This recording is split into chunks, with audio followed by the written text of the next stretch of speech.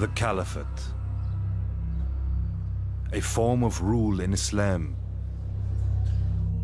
that lasted for almost 13 centuries, from the death of the Prophet Muhammad to the overthrow of the last Ottoman Caliph in 1924. The Arabic term for Caliph is Khalifa, which actually in essence simply means a successor or a deputy. The ruler of the Islamic world would call himself Khalifat Rasulillah, the successor of God's messenger. Through the centuries, the title of Caliph is a term that has been used and at times abused.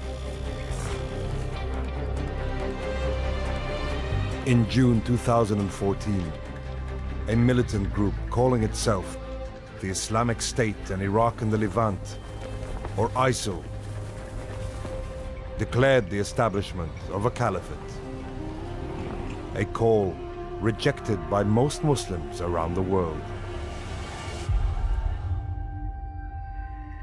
ISIL reached into the past to appropriate the title of Caliph. The group claimed its leader, Abu Bakr al-Baghdadi, as a descendant of the Prophet Muhammad's own tribe, the Quraysh. أنت ممكن تقول أنا عربي قرشي وأنا ممكن أقول عربي قرشي. لكن حتى لو قلت أنا عربي قرشي ولا يوجد لدي شعبية أو قبول بالعالم الإسلامي، ماذا يفيد هذا اللقب؟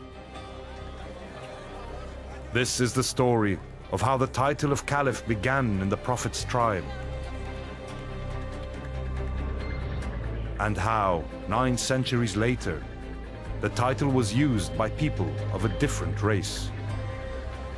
How different dynasties rose and fell, ending with the decline of the Ottoman Caliphate.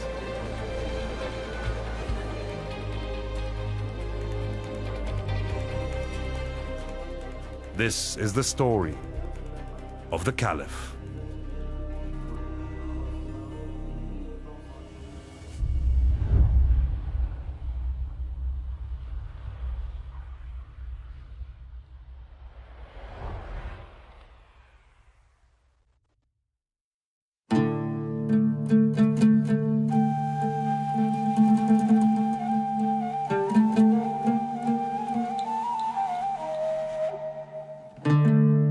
Mecca, Saudi Arabia,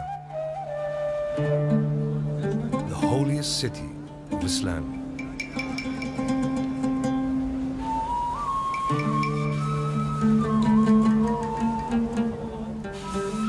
It was here, in the spring of the year 571, that Muhammad, the Prophet of Islam, was born into a family belonging to a tribe called Quraysh. قريش كانت قبيلة مقر لها الزعامة في الجزيرة العربية وخارج الجزيرة العربية.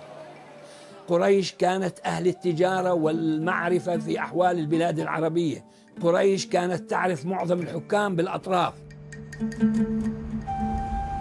61 years later, Muhammad died in Medina, the capital of the new Islamic State.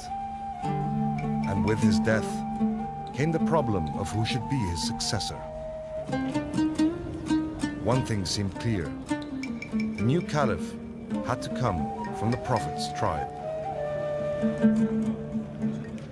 لم يكن يصلح لهذه الفترة من القيادات العربية إلا قيادة قرشية. لكن هل يصلح أن يبقى هذا الشرط في عموم الزمان الإسلامي؟ هذا يختلف فيه المؤرخون، وإن كانت القرشية مطلوبة في طول التاريخ الإسلامي.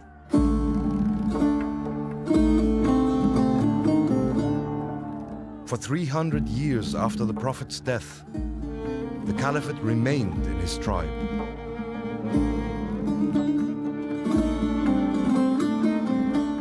But by the mid-10th century, the Muslim world had fractured, divided now between 3 caliphs, all 3 descendants of Quraysh.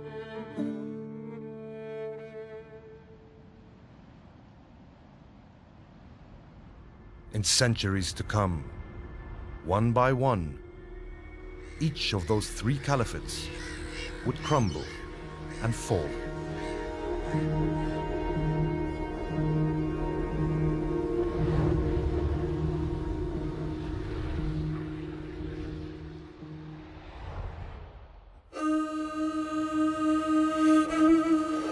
Cordoba, Spain. Capital of the Andalusian Umayyad Caliphate.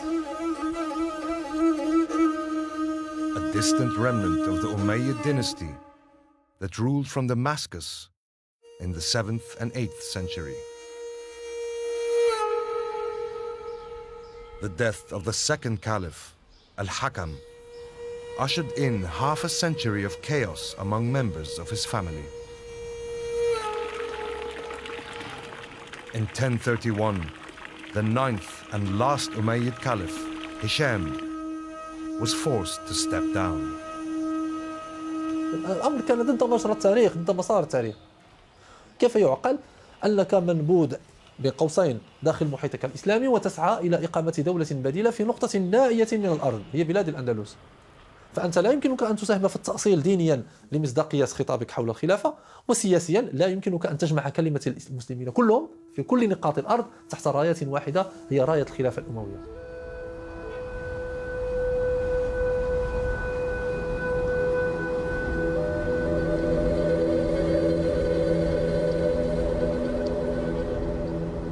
Across the Mediterranean, the Fatimids in Cairo also fell victim to bitter infighting. In 1021, the 6th Caliph, Al-Hakam, mysteriously disappeared in the Muqattam hills outside his capital. His death, almost certainly at the hands of his own family, would be the start of the Fatimids' long decline. From the late 11th century onward, the Fatimid Caliph is increasingly losing control of affairs, and that the political and military elites are starting to take over the state de facto.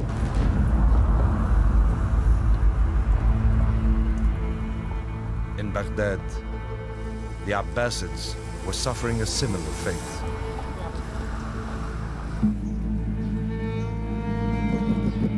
By the middle of the 11th century, the Seljuks, a rising Turkic dynasty, had seized control of the caliphate.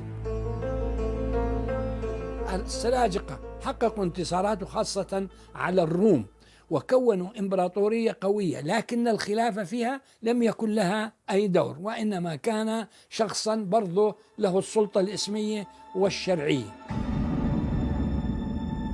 The Seljuk rulers were the first to take the title Sultan, an Arabic word meaning authority.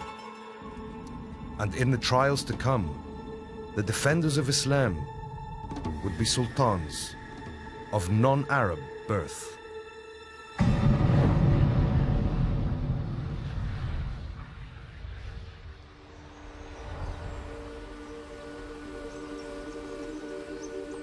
Clermont, France.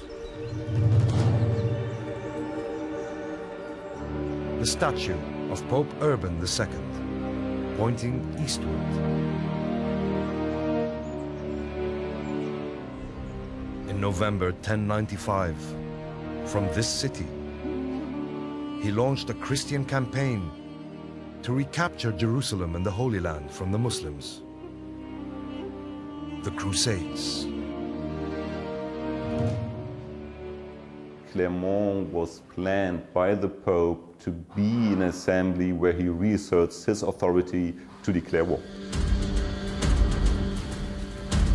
In 1096, the Crusaders set out on an arduous overland eastward journey.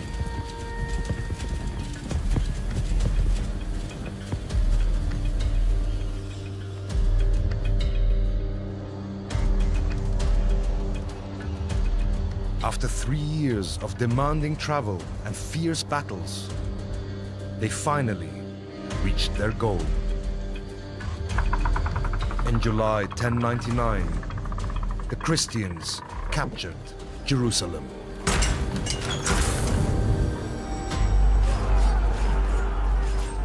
There's a major massacre. Muslims died, Jews died, even some Eastern Christians who the Europeans didn't recognize as Christians died. And the chroniclers, from the Crusaders' perspective, present this as vengeance for the blasphemy that these Saracens had done to Jesus' holy city of Jerusalem. 4.5 centuries earlier, Jerusalem had surrendered to the second Caliph of Islam, Omar. But in 1099, as Muslims sought to confront the marauding Crusaders, Islam faced a burning question. Where was the Caliph? The Abbasids at that point had no military force which they could have sent. The Fatimid Caliphate, they had lost their Syrian lands to local warlords. So when they saw the Crusaders coming in, they probably were quite happy to see that these usurpers were now facing a major problem with these clearly quite strong military contingents moving in from Europe. Large areas of the Levant were occupied, divided by the Christians into 4 distinct fiefdoms. But after half a century of Crusader success, Muslims slowly began to fight back. But it was not the caliphs who led the fight.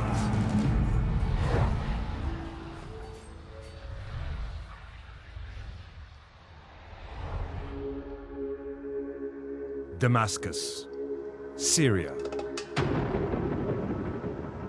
In the middle of the 12th century, this city was the capital of the Zingids, a Turkic dynasty founded by Ahmed ad-Din, the governor of northern Levant.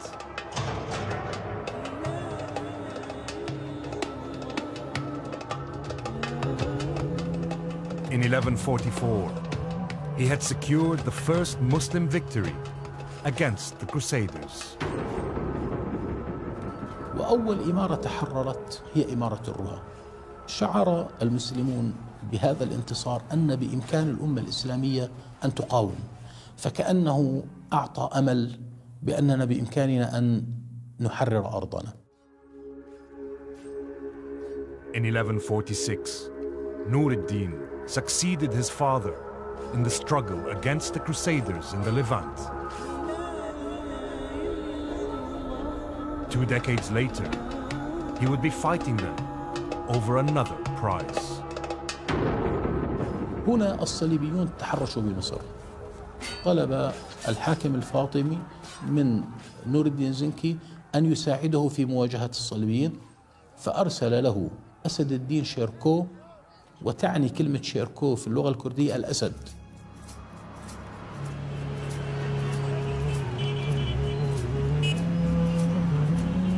After 5 years of battle, Shirko, Nur ad-Din's Kurdish general, succeeded both in defeating the Crusaders and seizing control of the Fatimid Caliphate.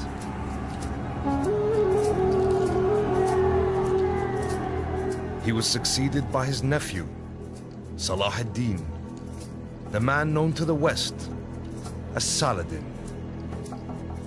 Salah ad-Din started his political career as the wazir of the Fatimids, so he had to acknowledge the supremacy of the Fatimid Caliph for 2 years. But in 1171, Salah ad-Din switched his allegiance, bringing an end to 2.5 centuries of the Fatimid Caliphate and declaring Egypt's loyalty to the Abbasid Caliph in Baghdad. Why Salah ad-Din did this is that most certainly Salah ad-Din had one problem, that he had no legitimacy. So the main selling point for Salah ad-Din throughout his career was the Abbasid Caliphate.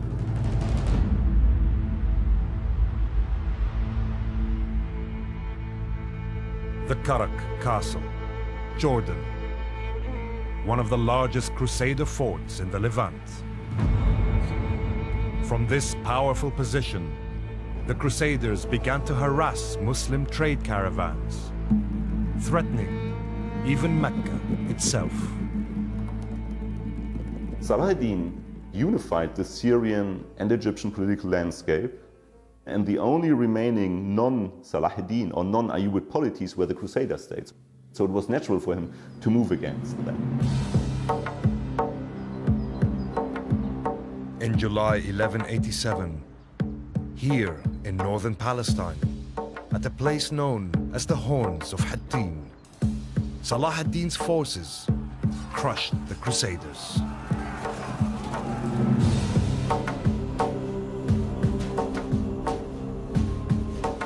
Four months later, Jerusalem surrendered. This time, not to an Arab Caliph, but to a Kurdish Sultan. العبرة بالسلطان، مش عبرة بكلمة خليفة وغير خليفة. خليفة العباسي كان مهملا، كان ضعيفا، كان غير مكترث بشؤون المسلمين بشكل عام، لكن صلاح الدين أثبت وجوده، قام بواجبه، فأصبح هو الحاكم. The defeat at Hattin was a turning point for the Crusaders. Driven back to a strip of Mediterranean coastline, they consolidated their position with massive castles at strategic points like Sidon in Lebanon. But just as this threat to the Islamic world was subsiding, a danger of even greater proportions was gathering strength. This time, in the east.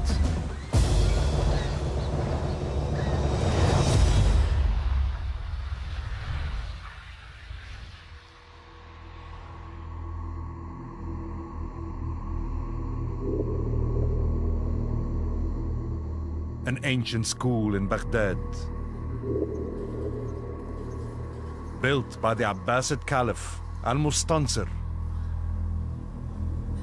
It was part of a desperate effort to recapture the golden age of the early Abbasid Caliphate. In 1242, Al-Mustasim succeeded his father as the 37th Caliph. But he would soon face a new danger: the approaching Mongol hordes. The invasions by the Mongols overall was seen as a major turning point in Middle Eastern history. And when the Mongols came, there was a clear sense of the way of how things had been, they will not continue to be. In January 1258, the Mongols reached Baghdad. Within 2 weeks, the Abbasid capital had been brought to its knees.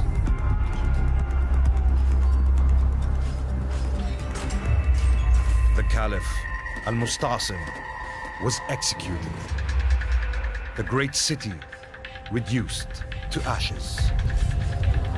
A 500-year caliphate had come to an end. It was a moment that was both a watershed, but also a confirmation of a situation which had actually existed for quite a long time. Some scholars have argued that it was of not any great significance because the real power of the Abbasids had faded away hundreds of years ago, and they were just sitting around in their Baghdad palace, and that their existence had very little meaning for the majority of Muslims. Islam was now in peril. The only remaining hope was the new sultans of Egypt, the Mamluks.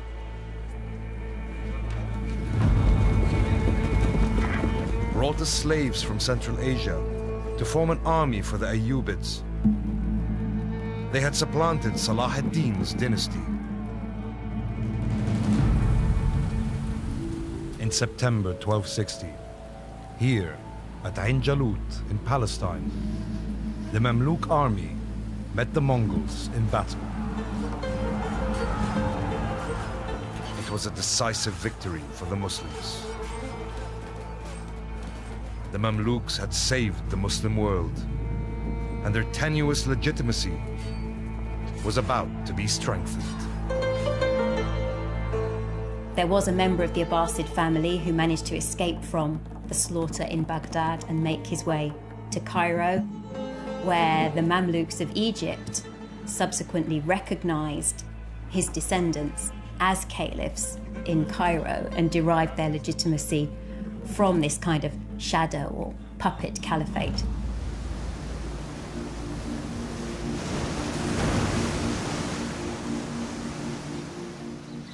Bolstered by the Caliph's endorsement, in 1291, the Mamluks put an end to 2 centuries of Christian crusades.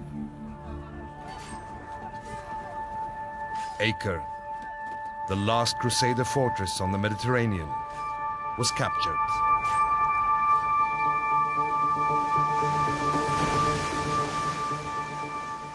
Meanwhile, in Anatolia, a new Muslim power was on the rise. A power which would carry the banner of Islam to the gates of Constantinople.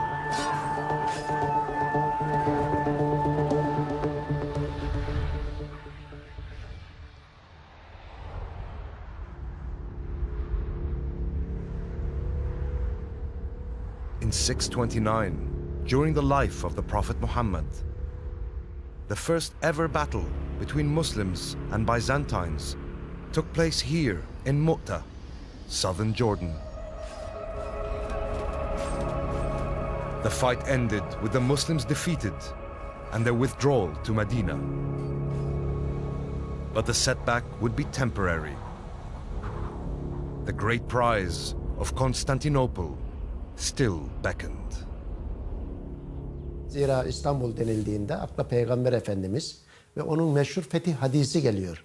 لَتُفْتَحَنَّ الْقُسْطَنْتِنِيَّ وَلَنِيمَ الْاَمِيرِ اَمِيرُهَا وَلَنِيمَ الْجَيْشِ ذَٰلِكَ الْجَيْشِ. Bütün İslam hükümdarlarının temel gayesi İstanbul'u fetihti. If you read Arab geographers of the 10th and 11th century, Constantinople is described as the apple, the ultimate prize that someday Muslims will win. And often the taking of Constantinople is presented in almost apocalyptic terms as something that will bring on the final victory of Islam.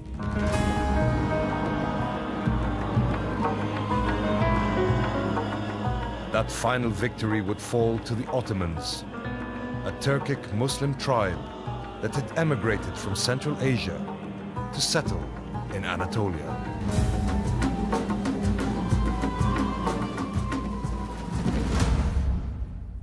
Fatih Sultan Mehmet'e geldiği zaman artık bütün şartlar maddi manevi ve Fatih Sultan Mehmet de bütün idealini İstanbul üzerine kurdu. Ve ya İstanbul beni alır ya ben İstanbul'u alırım. In April 1453, Mehmed's army laid siege to the great city.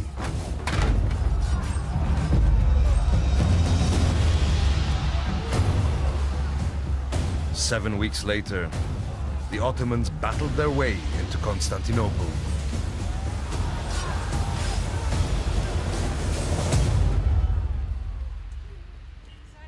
And as the victorious Sultan entered the city through this gate, an 800-year-old prophecy had come to pass. The symbolic importance was known to Muslims and also for European Christians. Suddenly, one of the major capitals of Christendom had become a Muslim.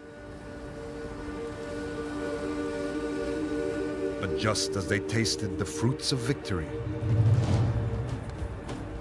at the far end of the Mediterranean, 800 years of Muslim civilization was about to come crashing down.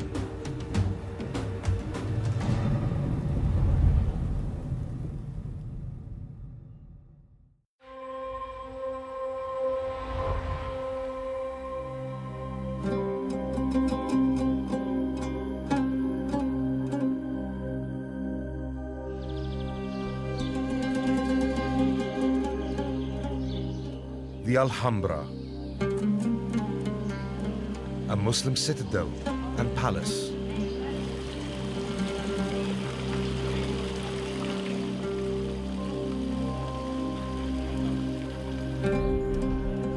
One of Spain's most famous monuments.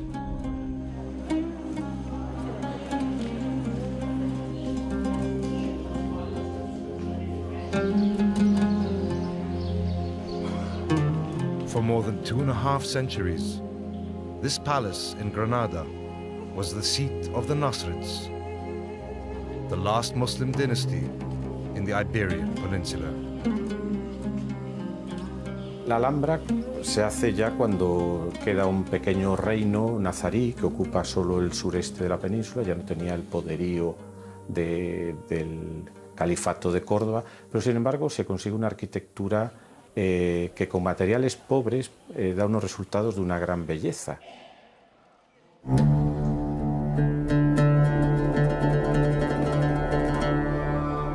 In the early 8th century, Muslims conquered most of the Iberian Peninsula, the province they called Andalusia. But the conquering army was unable to drive home their success. The remnants of the former rulers, the Visigoths, took shelter in the mountains in the north. هذه الغلطة غلطة عدم متابعة فلول القوط الغربيون في شمال إسبانيا. العرب لم يكونوا على دراية كاملة بتضاريس الغرب الإسلامي. The mountains of northern Spain would become the cradle of new Christian kingdoms.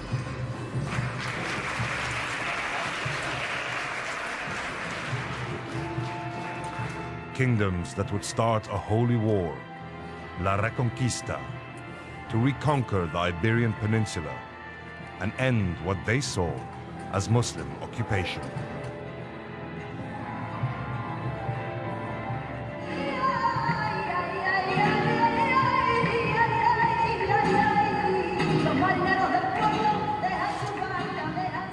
كانت هناك صحوة وكان هناك دعم ديني ورمزي للجيوش التي كانت تقاتل في إسبانيا. وكذلك كان الأندلس يعني ينخرها نوع من الفساد، نوع من العنصرية، نوع من الصراعات حول الحكم، نوع من الصراعات الإثنية. In 1031, after the fall of the Umayyad Caliphate of Cordoba, Andalusia broke up into several minor city-states, easy prey for the Christian kingdoms. Help was needed from across the Mediterranean.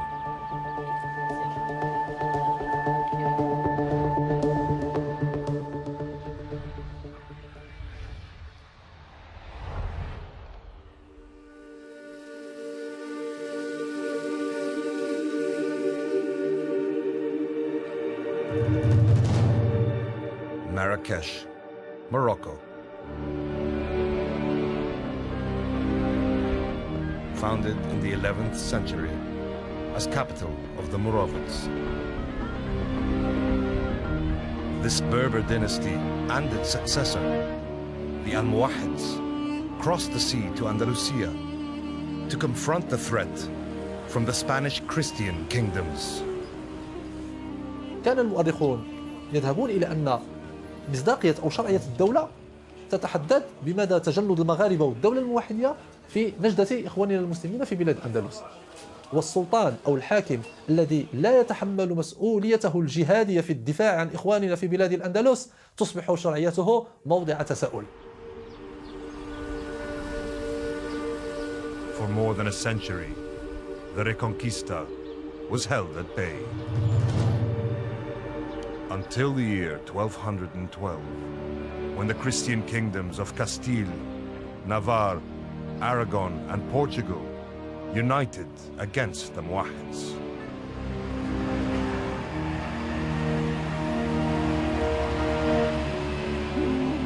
Here, east of Cordoba, a battle took place which immortalized the name of this small village, Las Navas de Tolosa. Al-Muwahhid forces were heavily defeated by the United Christian armies. هذه الهزيمة لم تكن هزيمة كارثة بالنسبة للمسلمين في الأندلس، ولكنها كانت كذلك كارثة حتى بالنسبة للدولة المغربية. وعندما نتحدث اليوم كباحثين في التاريخ عن أسباب انهيار الدولة الموحدية، من الأسباب الرئيسية التي ندرجها في هذا الإطار هي هزيمة الأندلس أو هزيمة الموحدين في معركة العقاب بالأندلس. Christian forces continued to press southwards, and by the late 13th century, the Muslim presence in Spain was reduced to the tiny Nasrid kingdom of Granada.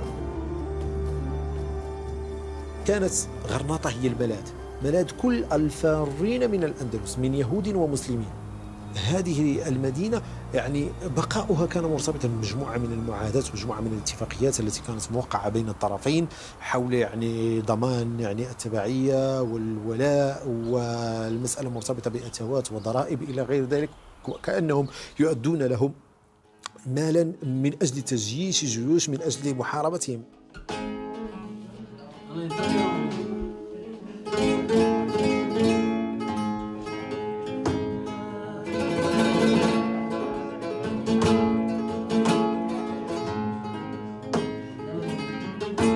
In 1491, the united armies of the two Christian monarchs, Queen Isabella of Castile and King Fernando of Aragon, laid siege to Granada. Muhammad XII, the Nasrid Sultan, sent a desperate request for help, but this time there was no answer.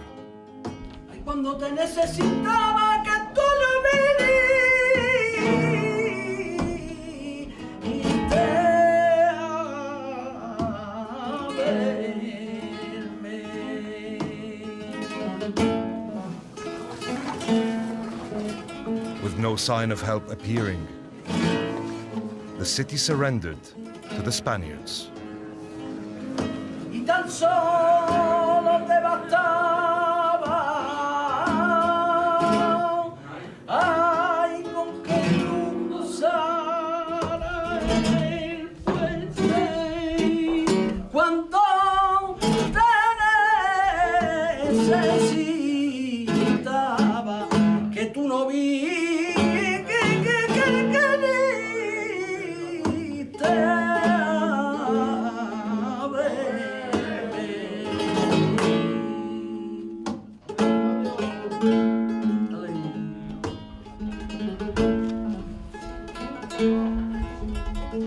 In January 1492, the Spanish entered Granada. La Reconquista was complete. 822 عاما من الإصرار. كانوا أفرادا، أصبحوا جماعات، أصبحوا دولا، أصبحوا إمارات، فكونوا جيوشا فعادت الأندلس إليهم. أما نحن كنا العكس، كنا دولا فأصبحنا أفرادا فضاعت الأندلس. 1492 marked the end of Muslim rule in Spain. That same year, Christopher Columbus arrived back in Granada. He brought news of his discoveries to his sponsor, Queen Isabella. A new world was about to open to the Christians. While the Muslims were about to start fighting each other over an old title, the Caliph.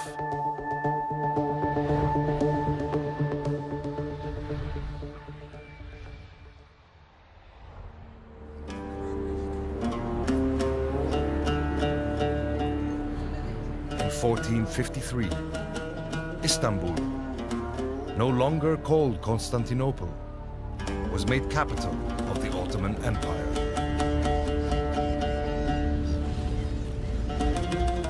An empire that had already made inroads into Christian Europe.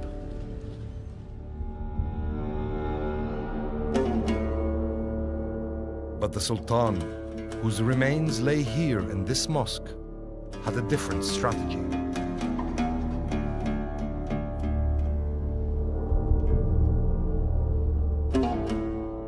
Selim I came to power in 1512.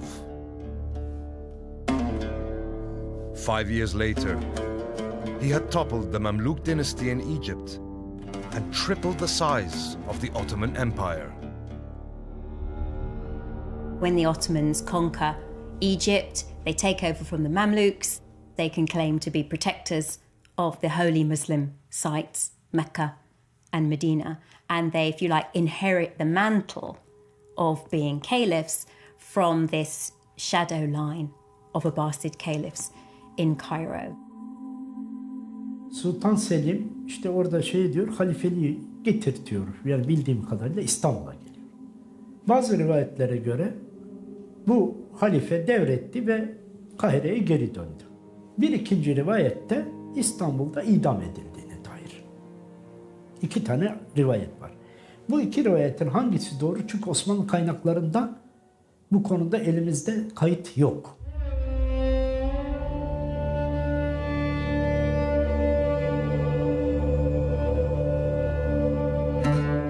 The Topkapi Palace, legendary residence of the mighty Ottoman sultans. In 1517, the sultans awarded themselves another honored title, Caliph. Almost 9 centuries after the foundation of the Caliphate in 632, the title had slipped from the hands of Arabs and the Quraysh, the Prophet's tribe. The Ottomans don't seem to have made a huge amount of being caliphs. And whilst they did claim the title, it was more of an honorific or something that indicated that they were first among Muslim monarchs. So the Ottomans were not initially, in the 16th, 17th or 18th century, really claiming to be universal Muslim rulers. Yet after a slow decline of 3 centuries, the successors of these great Ottoman sultans would turn once again to the Caliphate in a desperate attempt to rescue their falling empire.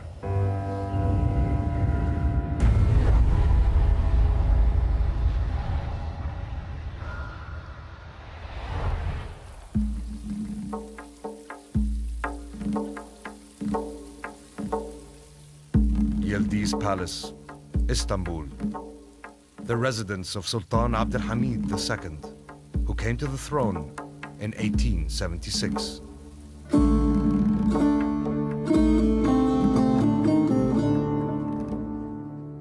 He was a skilled carpenter and crafted most of his own furniture.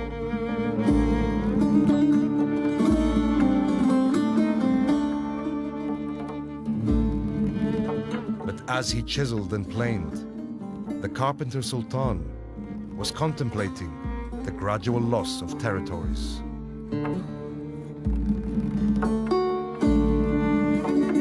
By the late 19th century, much of the mighty Ottoman Empire was disappearing from the map. حاول السلطان عبد الحميد إحياء الخلافة ولقب الخلافة بأسلوب مختلف عن طريق طرح فكرة الجامعة الإسلامية. السلاطين العثمانيون متى لجأوا أو حاولوا أن يلجأوا إلى إعادة وإثارة فكرة إحياء الخلافة والخليفة عندما بدأت الدولة العثمانية تعاني، عندما بدأت تسقط منها كثير من البلاد. السلطان عبد الحميد خدم الدولة العثمانية في أمور كثير. أكبر شيء سواه الخط الحديدي يلي بيطلع لغاية الحجاز، يعني للمدينة المنورة. كان بده كل الشعب العرب والإسلام يتماسكوا مع الخلافة.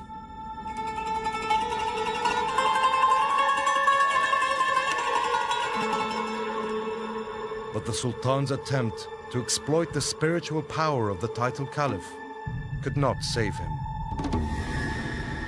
In 1909, Abdul Hamid was deposed. Mehmed Rashad was installed as the 35th Sultan of the Ottoman state. And though his coronation was marked by lavish traditional festivals, in truth, he was powerless.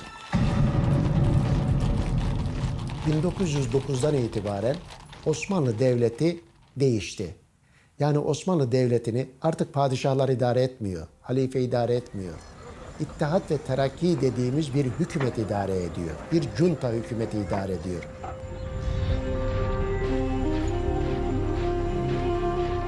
In November 1914, the Ottomans entered World War I on the side of the Central Powers.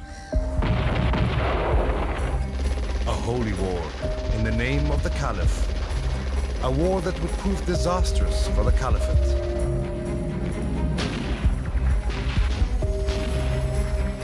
On the other side of the trenches, Western powers saw an opportunity.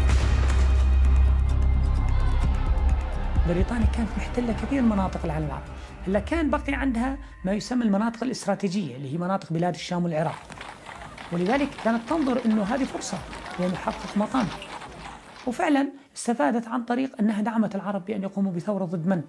ضد السلطان العثماني.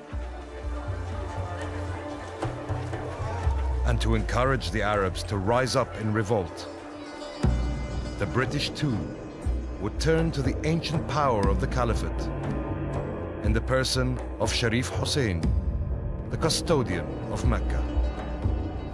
ماذا الشريف حسين بن علي بصفته من الأشراف وأيضا يعود نسب إلى قريش، جده الحسن بن علي بن أبي طالب بن فاطمة الزهراء، منصبه أمير مكة، ولديه إلى حد كبير سمعة في العالم الإسلامي مقبولة.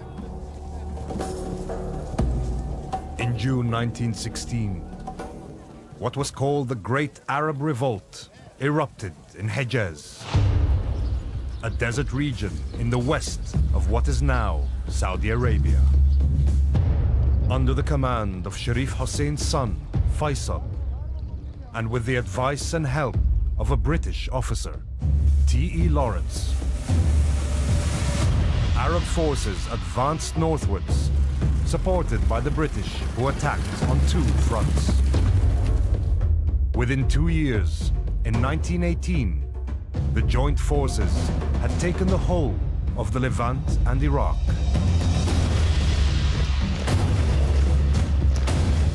In October of that year, an armistice was concluded.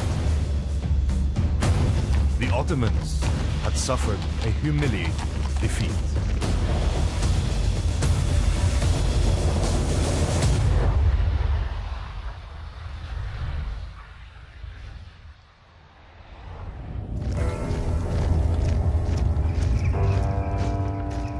In July 1918, 4 months before the end of World War I, a new sultan was proclaimed, Mehmed Wahid ad-Din.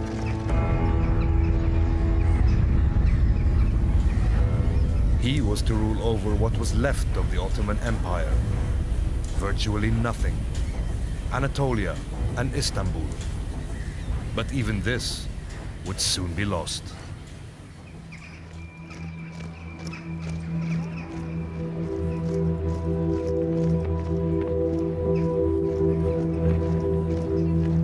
Just 2 days after the end of the war, French and British troops marched in to occupy the Ottoman capital. Anatolia was divided between the Western powers. Ne demektir bu? Dünya üzerindeki tek ve son Müslüman devlet bağımsızlığını kaybetti demektir. Bir düşünün, 1918 yılında dünyada bana ikinci bir bağımsız Müslüman devlet gösterin. Yok. Turkish nationalist resistance broke out.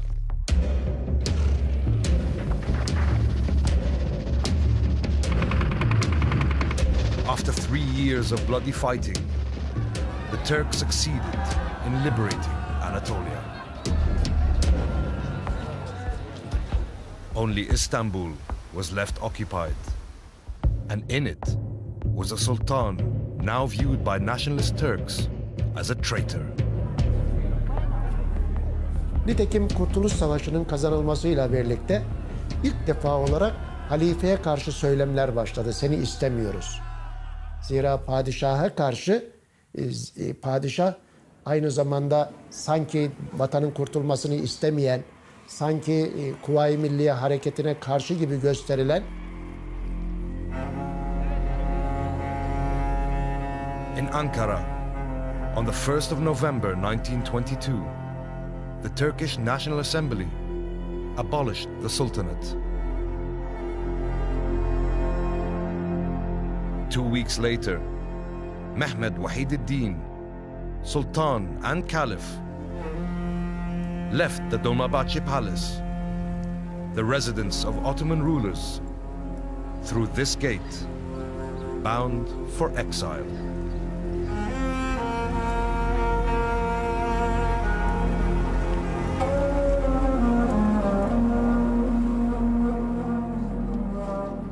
Abdülmecid II was chosen to hold the now largely symbolic title, Caliph.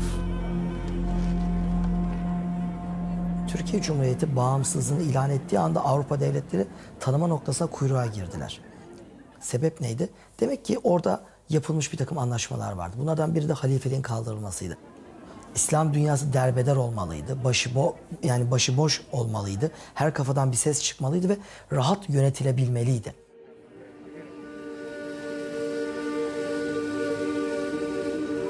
On the 3rd of March 1924, the last vestiges of the Caliphate were dismantled by the new Turkish Republic.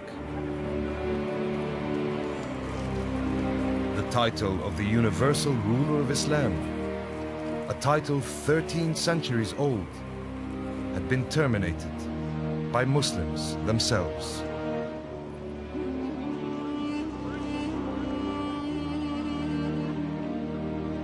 Abdülmecid, the last Ottoman Caliph, was sent into permanent exile. وبالتالي ماتت فكرة الخلافة وعاشت الدول الإسلامية منذ الربع الأول من القرن العشرين حتى الآن بمفهوم الدولة القطرية، والناس نسوا فكرة الخلافة ومنصب الخليفة. لم يذكرهم به إلا الفترة الحالية البغدادي ولم يتعاطفوا معه كثيرا. وإن إخوانكم المجاهدين. Tarih boyunca hem İslam dünyasında ben halifeyim diyen, önemli olan o vazifeye haiz olup olmadığı, o vazifenin yükünü kaldırıp kaldıramadığı. Yani işte Suriye'de etrafına topladığı işte birkaç bin adamın başındaki biri kalkmış ben halifeyim demiş ya da bir başka yerden birisi. Bunlar bizi çok ilgilendirmiyor. The Caliph is meant to be a universal figure who draws support from the Muslim community as a whole. That is obviously not the case with Abu Bakr al-Baghdadi. The historical record also shows that when people can't gain broad-based consensus, their caliphate automatically becomes invalid. The caliphate is such an extraordinary entity. As an outsider, I wish that the Islamic worldwide community had somebody who could represent them in all their excellence, not traditions of political violence or civil war, but about the other side of Islam, which I'm afraid the West doesn't really understand.